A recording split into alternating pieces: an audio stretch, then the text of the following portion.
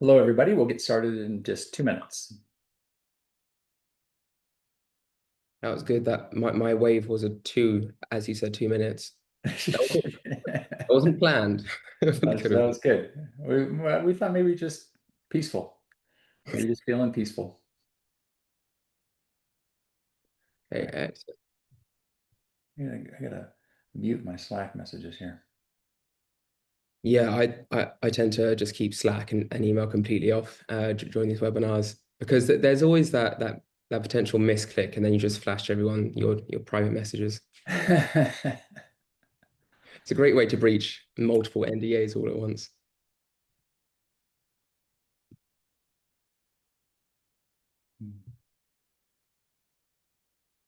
And if anyone sees me looking off to my left, that's just to look at the participant list. I'm very much still paying attention. I keep my second screen on the left-hand side.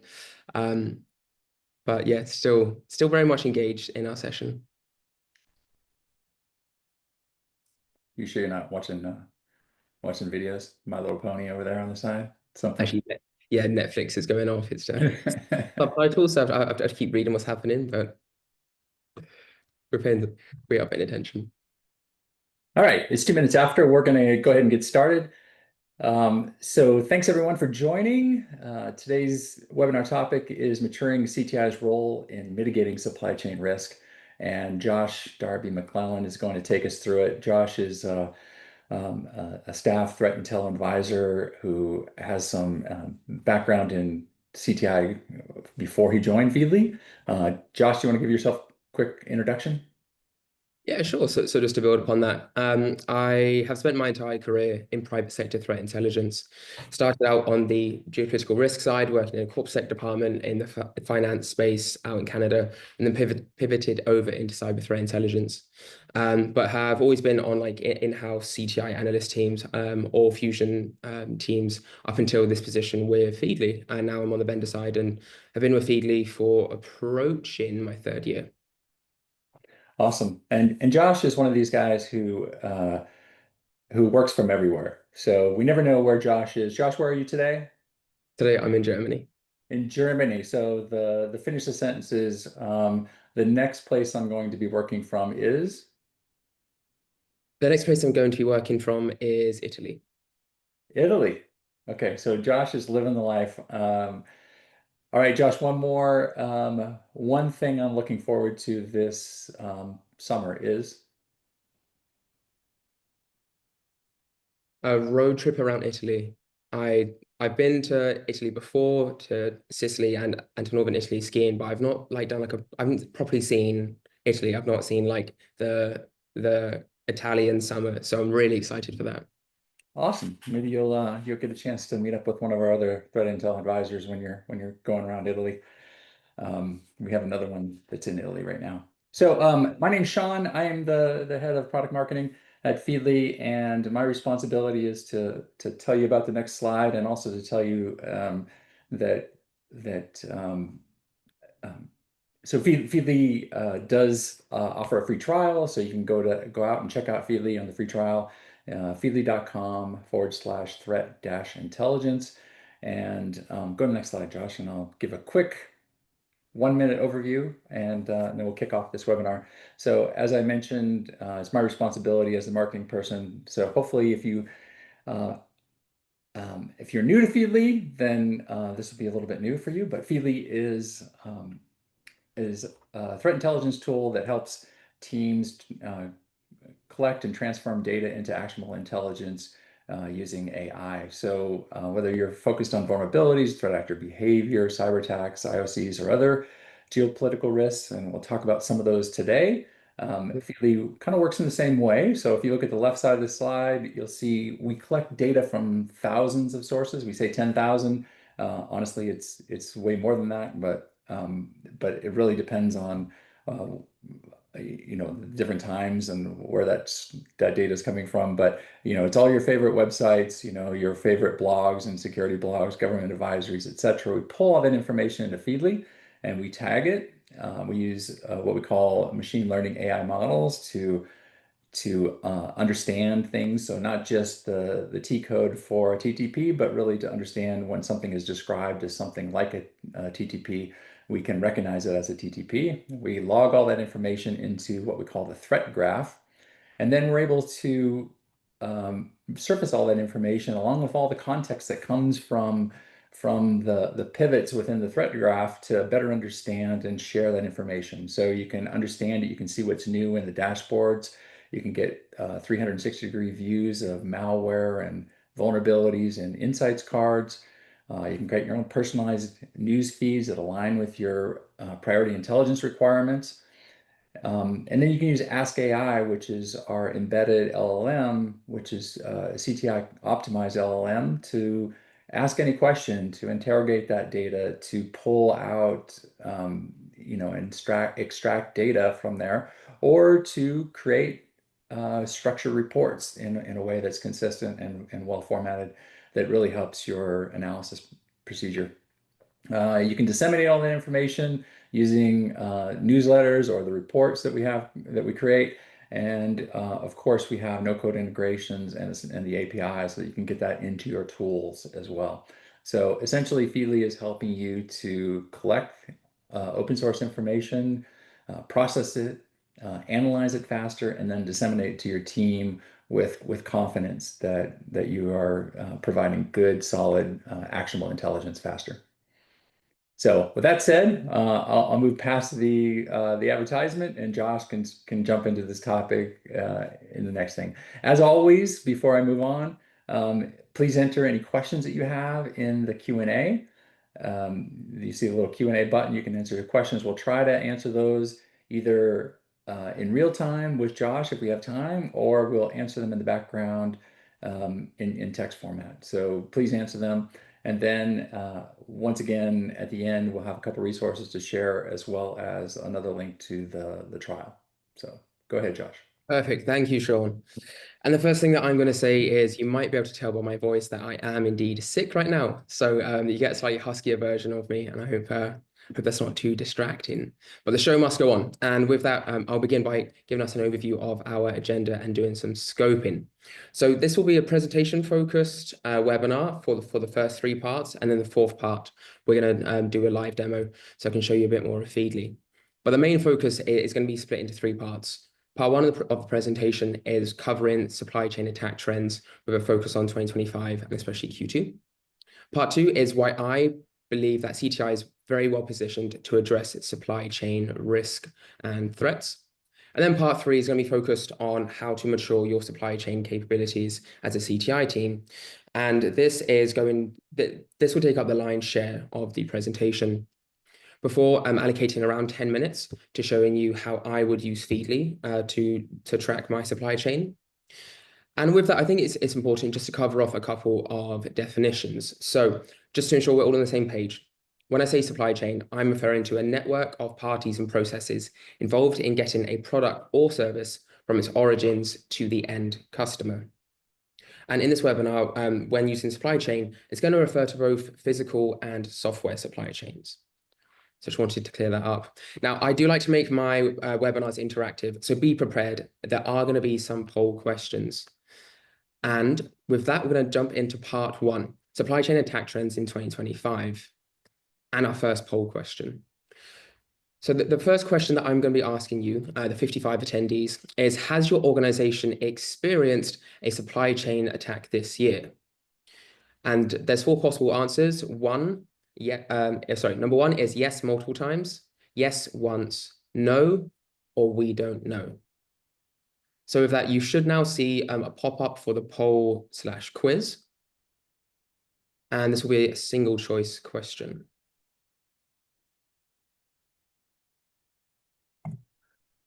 So okay, I think we're getting, I'm going to end the poll and share the results here. So can you see the results, Josh? I can indeed. Can the audience also see the results, or is it Yeah, worth everybody should be able to see the results. So, so yes, we see that 55% have said no, 29% are unsure, which is interesting. Josh, what do you think about these results? Yeah, I think the unsure piece is that representing 1/3 of the group, I think, is very significant. It shows us that we have some potential known unknowns. And to see that 45% of organizations either don't know if they've been impacted or have been impacted is very significant. And that, I think, hits at the prevalence of supply chain attacks. Very interesting data. Thank you for your participation. And there are a couple more polls coming up just because any chance to gather data, and I'm there. But let's look at some recent trends. And based on the research I've done, supply chains are getting punched by 4 different angles. We're seeing cyber attacks against critical infrastructure, disrupting physical supply chains. And in particular, ransomware attacks have been causing a lot of problems. There's a couple of examples that I wanted to draw from Q2, in which food distributors, one in the UK and one in the US, were impacted. And this had a very visible impact on food supply chains, in which some whole foods were left with some empty shelves. And this is just one example. We've seen a lot of ransomware attacks having physical ramifications as far as it goes with supply chains. Software supply chain attacks have also increased, and I'll deep dive into some data around that. But in particular, we're seeing cloud service providers and CI/CD pipelines being impacted quite heavily. And there's one example here that I wanted to pick up on. This was the GitHub Actions attack, which happened in Q1, and it had a pretty significant impact with thousands of impacted individuals. And then next, Q2 especially has been very volatile as it pertains to tariffs and trade disputes. And these are having a very significant impact on physical supply chains, and it's been making them incredibly unpredictable. Not only are we seeing the US set tariffs, but we're also seeing retaliation, for example, in the form of China's rare earth export controls, which have since been curbed, but we don't know for how long that will stay in place.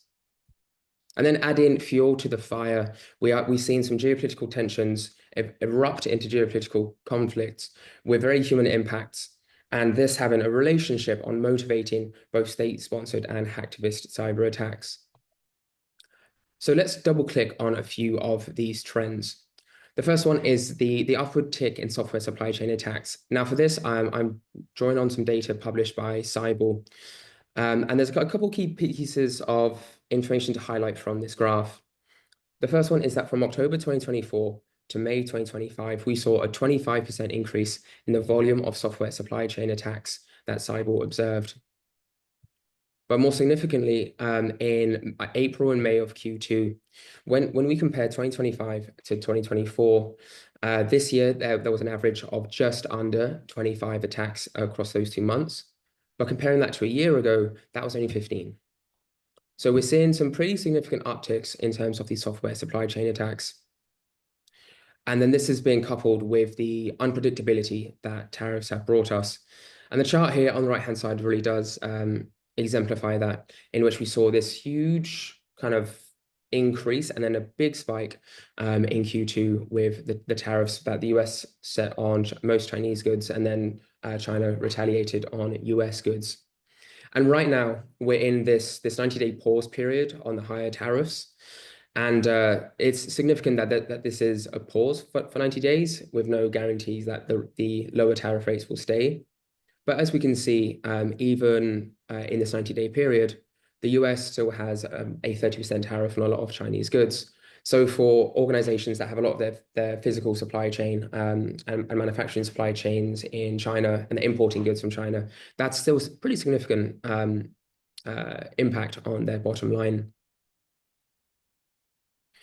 And these political disputes that we're seeing between leaders of, say, the US and China are having some pretty significant disruptions on normal trade routes. And this table, sorry, this graph, no, it's a table. This table here does a very good example of demonstrating that. Now, this table shows the top 10 countries that the US imports from, and it does a comparison of the volumes of shipping containers that are being imported from those countries. So a TEU is just a 20-foot equivalent unit, essentially a shipping container. And we can see that when we look at the change between May 2024 to May 2025, the changes in import volumes to the US, tells quite an interesting story. We are seeing a big drop with the volume of imports coming in from China, and unsurprisingly linked to the tariffs that have been placed on China. And with that 30% drop, we are seeing this upward increase with the percentage of imports coming in to the US from Vietnam, India, and Thailand. However, the overall volumes are still down, and compared to a year ago, the total volume of imports from the top 10 countries that the US imports from was down by 12%. So these political disputes are having very real impacts on physical supply chains and trade routes. And what all of this does is it tells this story about the interconnectedness of geopolitics and supply chains. And now what we're also starting to see is the growing convergence of geopolitics with cyber supply chain threats. And I'd like to draw on a statistic here that came from a Trilix report in which they interviewed 500 CISOs. And of those 500, 87% agreed that their organization's cybersecurity strategy is influenced by geopolitical tensions, such as state-sponsored threats.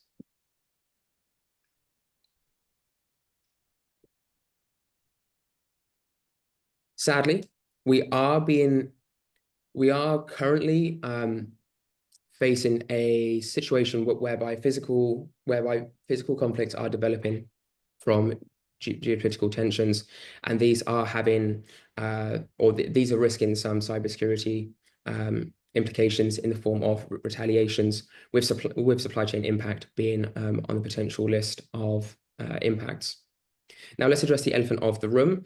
Iran and Israel have fallen back into a connected conflict, and the US got involved with some strikes on the nuclear facilities in Iran. And since that has happened, we have seen a slew of different warnings from organizations like the DHS of potential retaliation from Iranian actors against key critical infrastructure organizations in the US. And now, inevitably, if critical infrastructure is impacted in the US, that's going to have supply chain impacts, as critical infrastructure plays such a key role in so many organizations' supply chains. And we are starting to see some examples in which cybersecurity vendors are publishing observations about retaliation from Iranian activists. There's this report that came through from Cyber about the targeting by 4 Iranian actors against different US defense organizations, aerospace, and several banks and financial service sector companies. And they were impacted with DDoS attacks in direct retaliation for the US strikes. So this is one example, and this report was just published yesterday. There may be more, there may not be. I think many of us were expecting more of an abrupt response on the hacktivist scene. But all this to say that supply chains are taking a pretty severe beating, and Q2 of 2025 has made supply chains increasingly unpredictable and harder to track the threats against. Which leads us to part 2. That was quite a pessimistic picture, but I am hopeful about it, because I think that CTI teams are very well positioned to mitigate this increased supply chain risk. Now, before I explain why I think this, I first want to ask you a question. And this is a question that I've been super excited to gather data on. And the question is, how academically diverse is your Intel team? Is it very homogeneous, in which everyone on your team has pretty much the same degree, i.e. Computer science, and everyone has come up that kind of traditional computer science route? Or are you a somewhat diverse group that has maybe 1 to 2 different degree types? Maybe you've got some political science analysts, and you've got some that specialized in computer science. Or are you more diverse with 3 to 4 different degree types? You know, maybe there's a data scientist in your group, or someone who studied journalism. Alternatively, are you highly diverse and have over 4 different types of degree types on your team?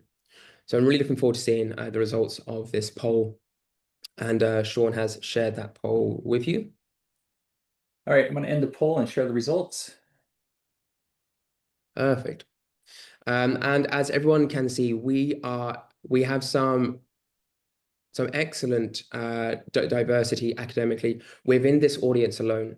And this is just 58 participants from different CTI teams. You can imagine extrapolating this out. And a couple of things that I want to highlight is that we have 32% of respondents who have said that they have over 4 different degree types in their team. And this really demonstrates why I think CTI teams are very well positioned to deal with supply chain risk. I believe that Josh, CTI you want to just say why is the diversity important? Maybe unless you're about to get to it, but just yeah. like Yeah, absolutely. The diversity is important because, as we saw in part one, supply chain threats are incredibly diverse, and we've seen them come under, or we've seen increasing risks from 4 different angles, in which supply chains are being impacted not only by geopolitical threats but also by physical threats and cyber threats. So that's where the diversity of skills and experience comes into play and is very important when it comes to addressing these threats. okay, thanks. And I'll be honest with you, I do have a bias as someone who is a trained CTI analyst. I definitely have a love for CTI, and this slide is a bit of a love letter to the profession. But it is the diversity of skills and experience that gives CTI teams the ability to work on not only cyber threats, but also understand geopolitical threats and their physical ramifications. And that's a key for understanding the interconnectedness of them.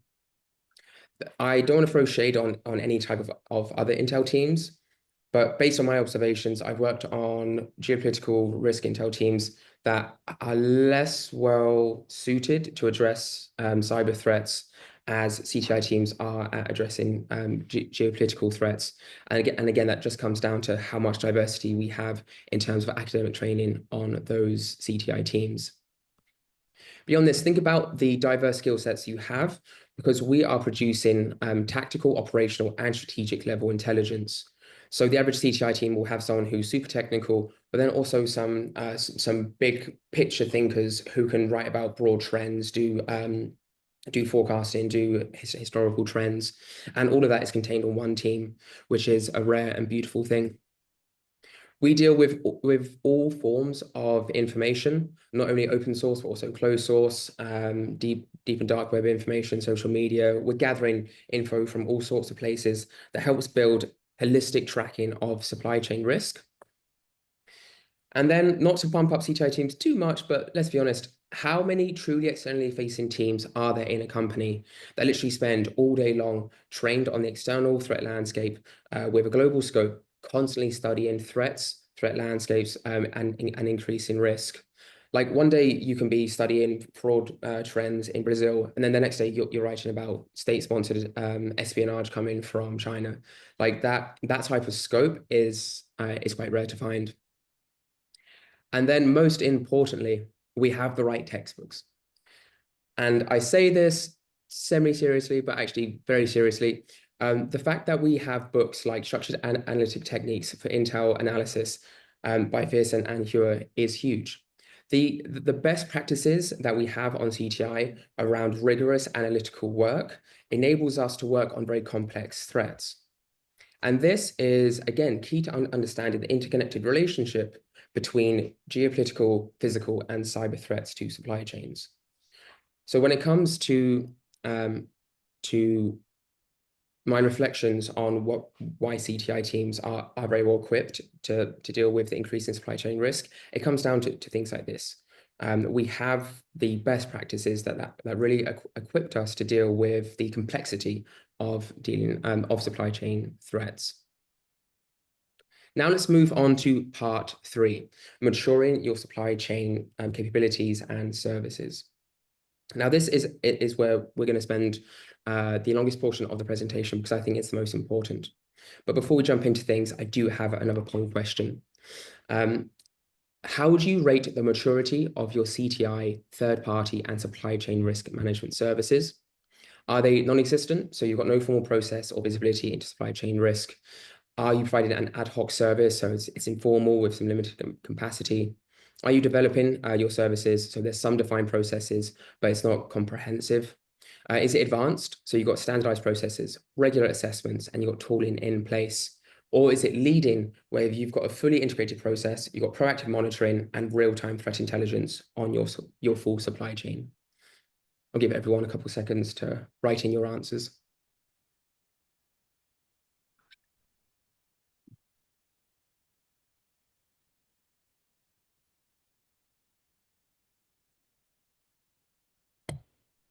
So do we Okay, have it seems to some? be slowing down, so let me end the poll and share the results. Okay, perfect. As everyone can see, the majority of people are in the advanced stage, which is really fantastic to see.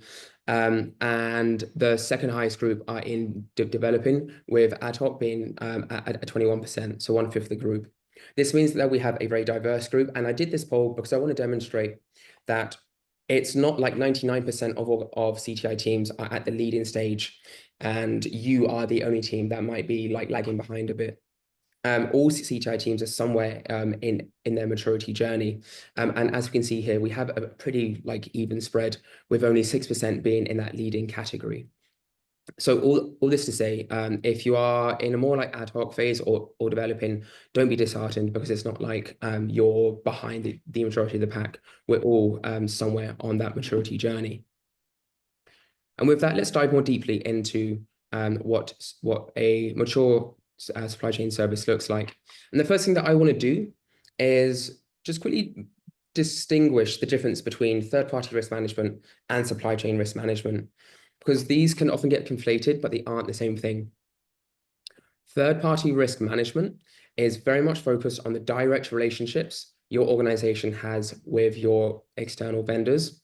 And this involves monitoring companies that you directly contract with. Whereas the supply chain risk management goes a lot broader and has a much wider lens, in which you're covering risks across the entire supply chain ecosystem. And this includes risks and threats that originate outside of vendors that you've got a relationship with. So whilst supply chain risk management can often feature TPRM, TPRM doesn't always feature supply chain risk management. And that distinction is important for CTI. Why? Because you can be providing some excellent services that are super mature to your to third-party risk management, but you could be overlooking risks beyond your immediate vendors. And this is demonstrated there by by the nice infographics we have on the right-hand side, that beyond your third parties, there could be disruptions that are originating upstream or from indirect relationships that you don't have visibility into, because the collection and monitoring doesn't extend beyond your third parties. And you may be missing the opportunity to detect emerging risks and for early intervention before a risk or a threat has impacted your third parties and then impacted you. So that's why that distinction between the two really does matter in my mind. Now, how can we mature our programs? How can we take them to the next level?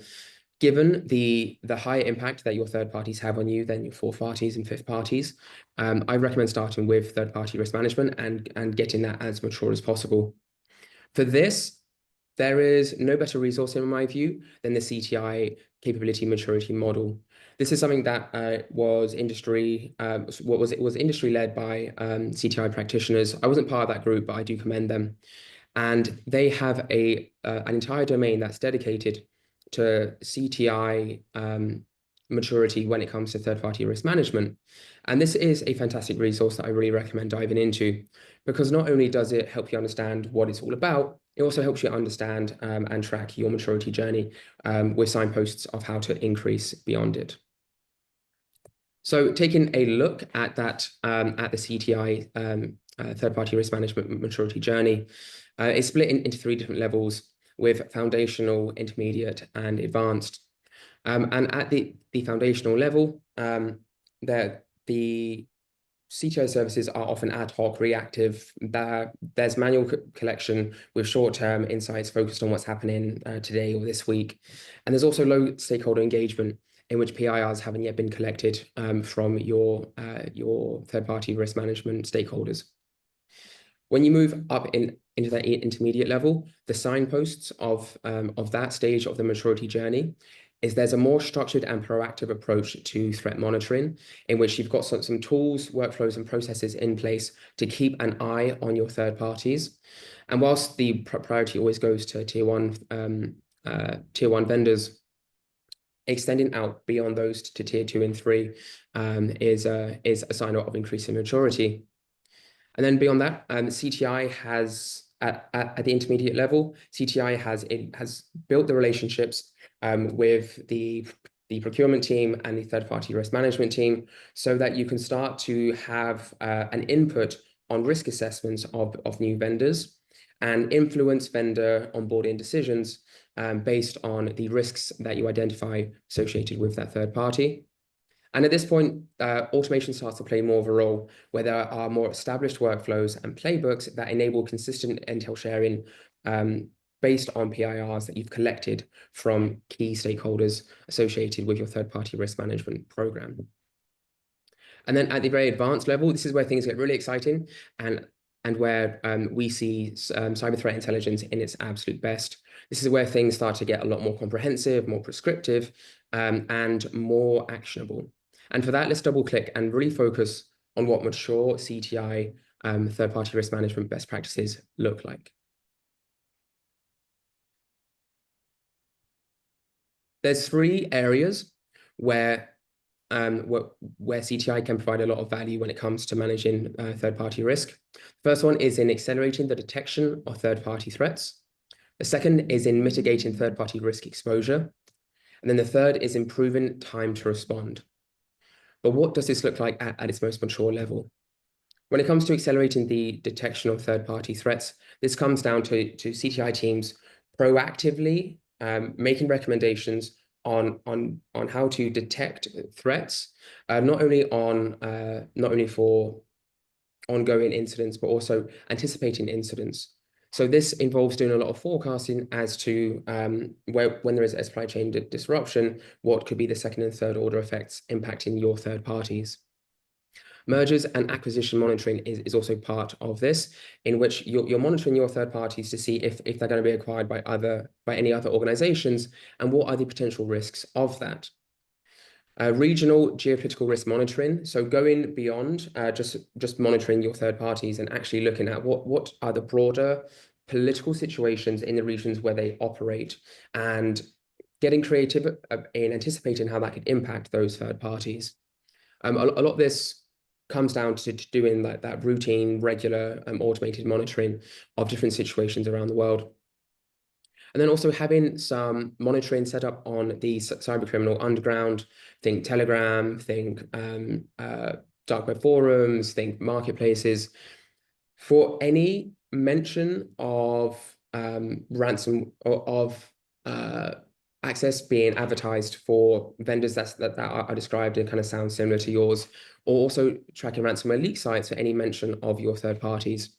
Being the ones to do this so that you are the first to become aware of a third-party threat and make the right notifications and alerts, that is absolutely key here. Next up, when it comes to mitigating third-party risk exposure, this comes down to cyber threat intel teams moving beyond situational awareness and actually making some very strong recommendations on how to reduce your organization's exposure to your third parties. So taking a magnifying glass to what kind of access your third parties have to your organization, and if they're breached, how easy would it be to pivot into your organization? This also involves having detections and playbooks that are based on the current threat landscape and updating those on a regular basis so that you stay current. And then investing time in identifying risks associated with your suppliers, and ensuring that intelligence gets taken into consideration during the renewal conversations your procurement team has with those vendors. And I don't mean this to position you as the shop of no, in which you're the ones kind of stopping renewal contracts, but instead saying yes and yes, we can renew with this vendor, but we should probably work with them in order to encourage them and motivate them to close some of their security gaps. So when you identify a risk with one of your vendors, thinking collaboratively about it and how you can work with those vendors to improve their security and, as a result, your own security. And thirdly, going back to improving time to respond. Key to this is understanding and knowing and documenting what kind of data your third parties have access to. Which third parties have access to your client data, what kind of client data, who has access to PII. Like, this is all essential. You don't want to be doing this during an incident. You want this all documented ahead of time. And then knowing who the established point of contact is. Often in larger organizations, I've seen CTI teams and business lines and procurement teams all being very differentiated. That's not the word I want. Being very segmented, and they won't always talk and share information about who the point of contact is for a particular vendor. So I've been in situations where I've supported incidents, and so much time's been wasted because we're trying to find out from the procurement team who is that point of contact, who should we be talking to from that vendor to find out if they've actually been breached and if our data has been involved. So having all these points of contact established beforehand, super important. And then the ideal situation is to build a strong enough relationship between your organization and the vendor's organization that you can coordinate on incident response if an incident involves both of you. That is like a dream state. If you can get there, then you've hit the top tier maturity. But it all comes down to building those relationships and having those communication lines open. And then finally, the ability to revoke third-party access remotely with limited impact on your business. That is also absolutely key and a best practice that I recommend looking into. So this is what mature looks like when it comes to CTI services to support third-party risk management. Now let's look at CTI services for supply chain risk management. Now, as mentioned, this involves taking a much wider lens in which you are doing monitoring, collection, and processing of information and intelligence on a much larger scale. This involves looking for indirect supply breaches and getting creative with understanding who your fourth-party suppliers are. Monitoring entire industries and markets that your organization is involved with. Again, if we're just tracking our third parties, we might not look into a potential disruption that could impact a market we're heavily invested in, and we could completely miss the opportunity to mitigate that risk ahead of time. This also involves tracking entire regions where you have operations set up and really understanding your organization's footprint. Like I've spoken to teams who have been cyber threat intelligence teams, like clients I work with, who have been quite surprised with just how broad their operational footprint is, and we have discovered live on calls that they actually have offices in parts of the world that they had no idea about. Beyond this, tracking supply chain threat trends in general is a great best practice. More important than ever before is tracking macroeconomic events. So again, this has been made very important because of tariffs and the ongoing trade disputes between the US and China and other countries. And then inevitably tracking geopolitical tensions is super important, as is natural disasters, something that's often overlooked when it comes to tracking supply chain threats. And with all of this, you want to be doing that forecasting of downstream impacts. But let's get more specific. Let's drill down into some best practices for CTI teams. And I've got 6 to start us off with. The first one, again, comes down to relationships and building relationships outside of the InfoSec department and going to talk to your enterprise risk management, your developers, to find out which open source code repos they're using, logistics teams, business continuity, CorpSec. These are all fantastic partners to talk to. But not only talk to them, actually go and gather priority intelligence requirements from them so that you understand what is important to them as it pertains to your supply chain. And then mapping and monitoring your full supply chain, in which you're looking at regions and markets, And now we can start to identify what are the interdependencies between these regions and markets. Threat modeling is absolutely essential here, and one of my colleagues has written a couple of excellent guides on it. So there's a link here to one of those inside the slides. And for this, this will really help when it comes to, let's go full screen again, to identifying potential threats and proactively exploring mitigations to supply chain threats. And then assessing those fourth-party hotspots, thinking about what are the common dependencies between your organization, your third parties, and your fourth parties. And I'm thinking in terms of cloud service providers, code repos, and SSO providers. Where are your SPOFs, your single points of failure? If you can identify those, you can then start to do some scenario planning around impact to those SPOFs, which brings me to number 6, testing, running tabletop exercises with a supply chain attack as a key scenario, motivating that tabletop exercise in order to test your response plans and controls. If you can pick a few of these best practices and start to implement them, you will really you will be in that higher maturity bracket for your supply chain risk management services. But we can go beyond this. We can get even more advanced, and we can start to look to adopt systems thinking in our CTI supply chain risk management services. Now, for those of us who are slightly newer to systems thinking, just a quick definition of it. It is a problem-solving mechanism that grew up in the academic space, in which we no longer focus on individual components, but instead focus on a whole system and how the parts influence each other. And this has started to pick up in CTI as an approach that we can take to tracking complicated threats like a supply chain attack. Now, the reason why this is picking up in speed is because it helps us think in terms of interconnected systems rather than isolated incidents. So it helps us really understand what are the relationships, interactions, and dependencies between different parts of a system. And if we think about our organizations and our tech stacks, like these are all systems. They are often interconnected, and an impact that could be a cyber attack against a particular node in our tech stack. It won't often just stay as a tech cyber limited threat. That there will often be ramifications that extend beyond just the technology, and we can see some very real impacts on our clients physically.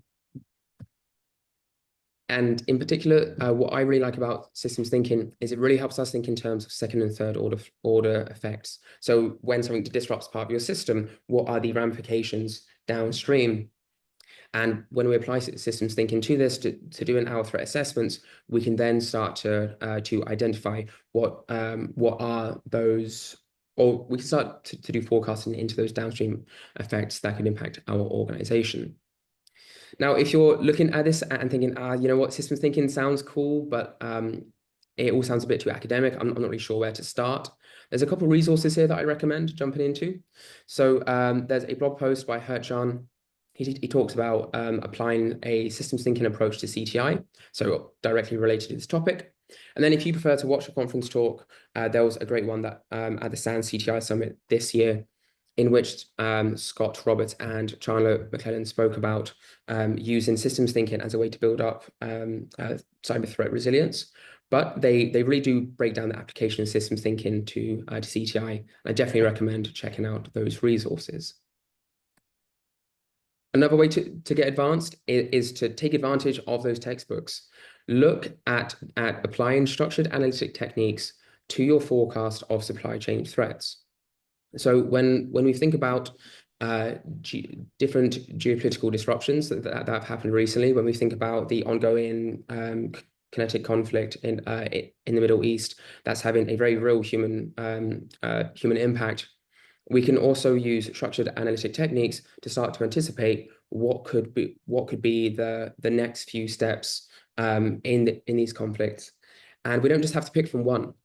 In the third edition of the Stats for Intel analysis textbook, there's 11 different structured analytic techniques that we can use when it comes to really understanding and sorry, to really doing some rigorous forecasting. And between this textbook and the CTI-CMM, we've got some fantastic resources out there to really help when it comes to addressing the increase in supply chain risk.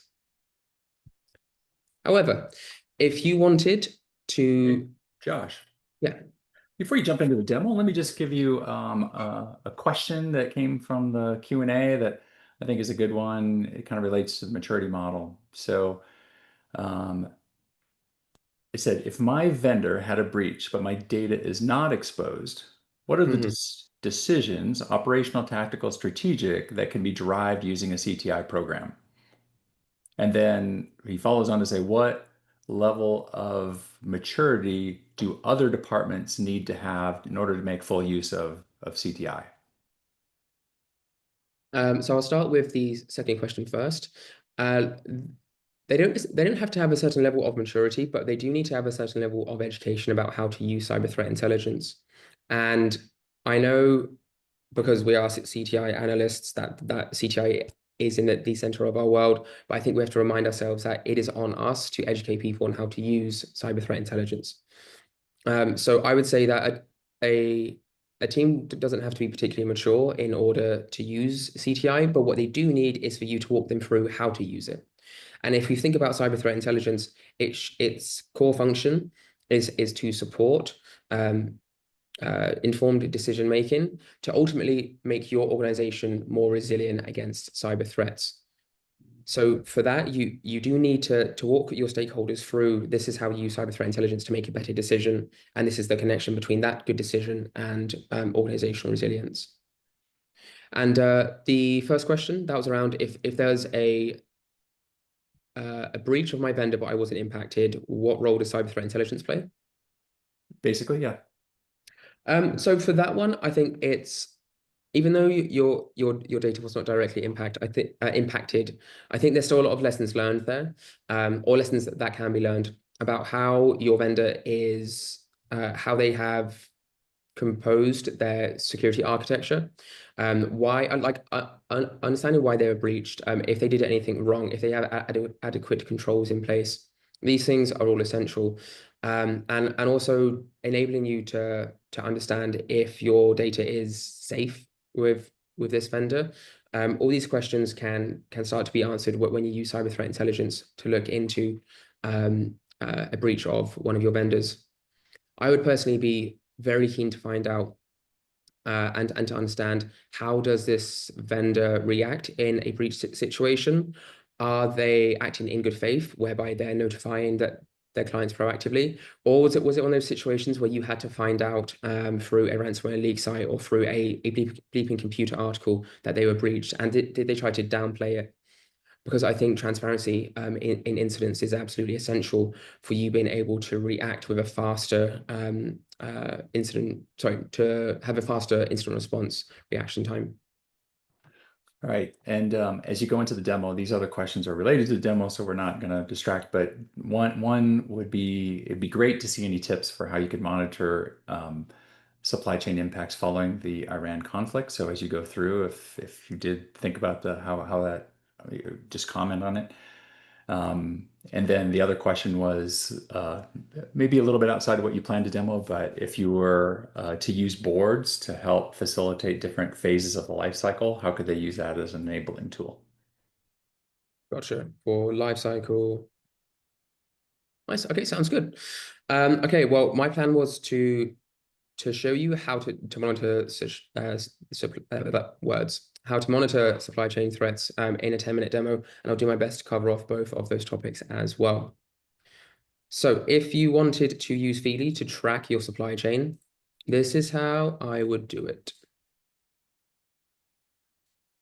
And just for context, my first introduction to Feedly was as a CTI analyst working in an in-house team. So I'm putting on that hat and I'm approaching this demo from that perspective. The first thing that I would do is I'd want to focus on my third parties and get my third party list inside of Feedly. So for that, I'm going to go up to Feedly, Feedly AI. and take advantage of this custom list feature. Now, this enables you to create a single AI model from up to 50 others. So when it comes to tracking lists of vendors, it's a really good tool. And for this one, I'm going to call this Josh's Tier 1 vendors. And I'm going to chuck in a bunch of random ones. We're going to go for some big players here. Who else do I want to pick on? Meta and Apple.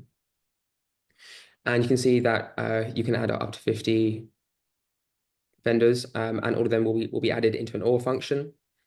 And then I would add all of my vendors into custom lists so that I can then quickly set up AI feeds to track those vendors. And now we can see that I can access, if I hit refresh, that I can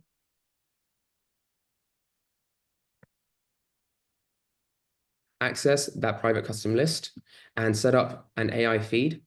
Now, for context, for those of you who haven't used Feedly before, an AI feed basically filters your sources. So what I'm doing is I'm now filtering all of my sources so they have to mention one of my vendors. And beyond this, I'm going to use a Boolean operator and I'm going to chuck in cyber attacks or data breaches or cybercrime, because I'm interested in any articles that mention my vendors and a cyber attack. And right now, I've got this trained to all team feeds, so I know that all my information sources are being scanned for any articles. And we're also bringing in the cybersecurity bundle, which I'm happy with because it's around 6,200 sources. So this would be one of the first things that I would set up. And then I would go and add that AI feed into a folder. And we'll call this one third-party risk monitoring. Third-party risk monitoring demo.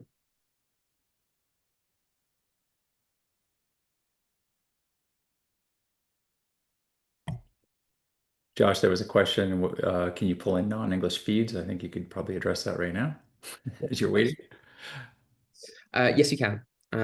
So I will set up another AI feed to show you that. For this one, I'm going to bring back my vendor list. And the reason custom lists are so good is because you don't have to go and re-enter all your vendors. You just enter that one list. And for this one, I want to track, let's say I'm interested in any CVEs relevant to those vendors.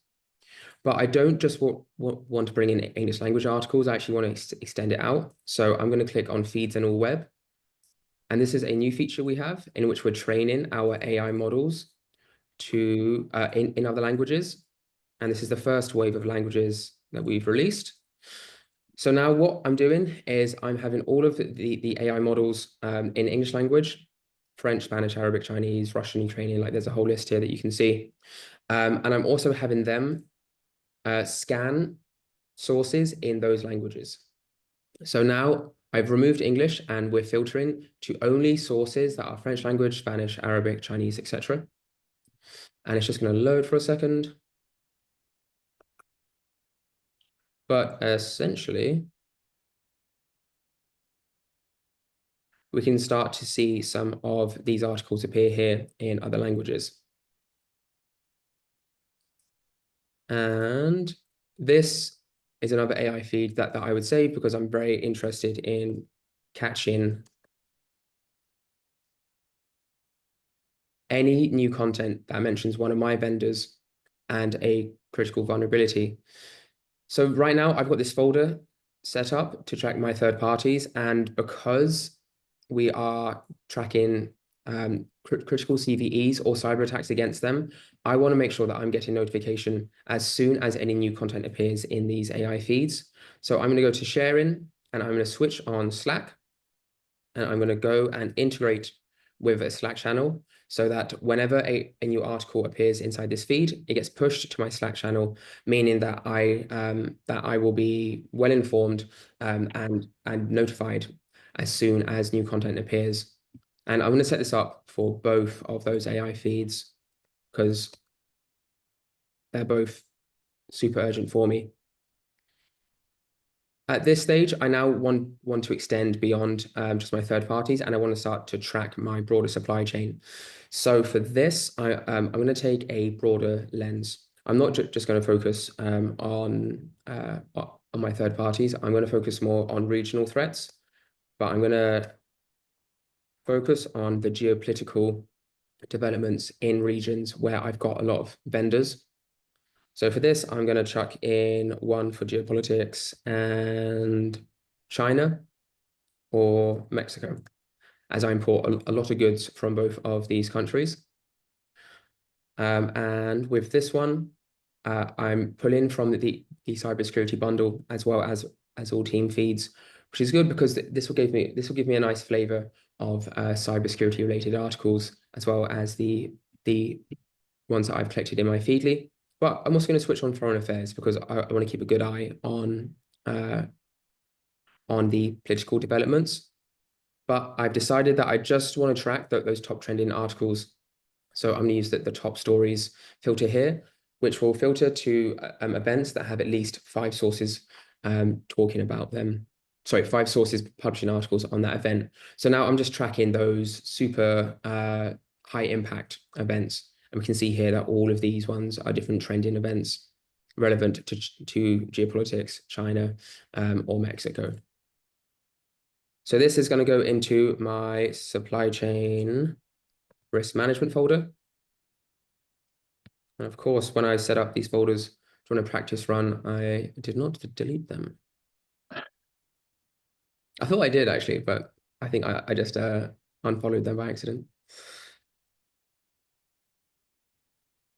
Now let's jump into that use case offered up by one of the participants on monitoring supply chain impact for the Iran conflict. Now for this, I'm going to go and set up an AI feed that features Iran and geopolitics.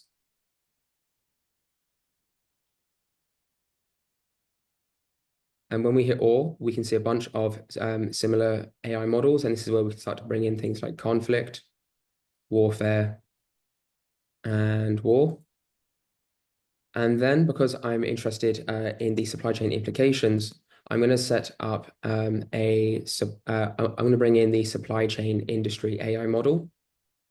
And this tracks the supply chain industry, but I'm also going to bring in the supply chain smart topic, as well as the software supply chain AI model.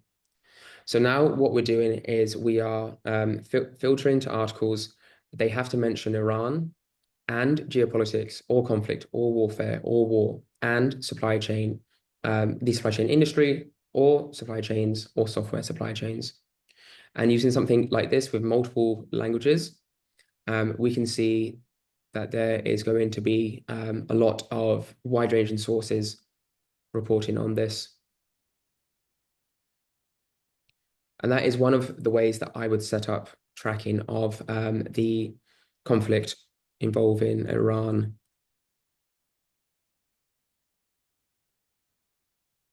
I am conscious of time. So for the team boards question, if the participant could leave me their email address, I'll write them back directly. Just because I don't want to run us over too much. But the final thing I wanted to say is when it comes to tracking my supply chain, I want to be informed of the latest developments without necessarily needing to jump into the Feedy platform. So I'm going to go and set up an automated newsletter. And for this, we are going to bring in that folder. Actually, let's break it up by AI feed. They were called.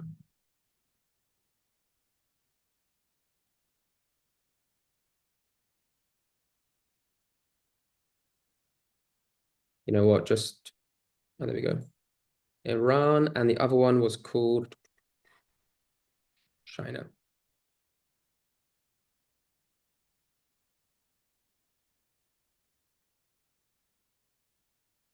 And what I'm going to do is set up an automated newsletter. I'm going to use an AI prompt up here to provide me with a summary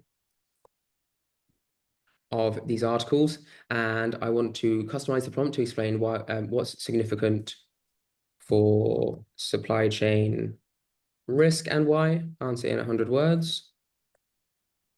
I want to bring in the 5 newest articles about Iran, and I want these to have longer summaries, and to answer in English, because I did set to multi-languages. And then for the China geopolitics questions, articles, I want the top 5 most popular. And I want my answer in bullet points. So with this customization, we can now go and see the results. And I can configure this newsletter to send me an email-based newsletter to my inbox every morning at 9 a.m. so that I have this summary of the articles published overnight. Or if I wanted to be super well informed, I can have the newsletter send me new newsletter issues every few hours. So I have all this information available for me with these summaries inside my inbox. And we can see here that we've got an overview summary talking about the potential impact and risk for supply chains. We've got citation of those articles, so I can see where they're coming from. And then we have the articles themselves with different summaries and some bullet points down here for quick scanning. So that is how I would set up monitoring my supply chain inside of Feedly, as well as monitoring my third parties using AI feeds and integrations with Slack, as well as integrations with automated newsletters. Now, I'm 1 minute over, so sincere apologies for that. Were there any final questions or comments for me today? I think we got them. Yeah, no, I think we're really good, Josh. So just the last thing, just to perfect. Just to say that as a reminder, you can try out all these capabilities. You just go out to feedly.com/threat-intelligence and sign up for a free trial. And if you need more time, it says 7 days, but if you need more time, all you have to do is reach out to a salesperson, have a quick demo call, and they'll extend it out longer. Yeah, absolutely. And if you have any questions about the subject content, the subject matter, feel free to reach out to me on LinkedIn. There aren't that many Darby MacLellans out there, luckily, so you can just find me quite quickly. And we'll share the slides. We'll share the recording in an email along with the answers to the Q&A that we captured during the call. So thanks, everyone. Cool. Thanks all. Bye for now. Bye.